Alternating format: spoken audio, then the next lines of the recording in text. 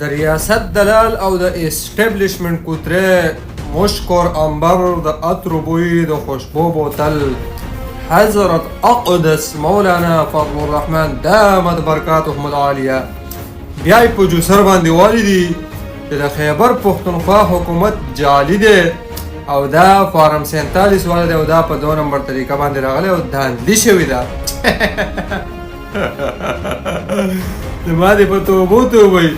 تا د څوک ووټ راکوي قسم په خدای دی پښتون در په در خاورې په سر ستا د لاسه دی په ډرون حملو کې ستا دستخط دی پښتون خرڅ کړی تا دی د 44 ګروپو صرف تا لسیس کړې ده د پښتنو په سر باندې تللی وی د کشمیر کمیټۍ چیرمین جوړ شوی او بیا دې چې کوم دی د عمران خان په حکومت کې پښتون په امن او بیا ته یو مولانا او بل د سره یو زنانه او یو د سره هغه بلاول درمیانه تاسو درې واړه رالی په پښتنو باندې تاسو د امن چې دی دا وور سکور کړی تاسو دغه یو مولانا یو زنانه او یو بلاول درمیانه ستاسو د وجې نن پښتون در په در خاورې په سر دی په ډرون حملو کې ستا دستخط دی تا د څوک ووټ راکوي که تا له چا ووټ راکړه که نه قسم په خدای دی دا ګیره به زه ستا په امتیازو باندې خریم د ریاستي دلالي توره ګیره دې سپینه کړه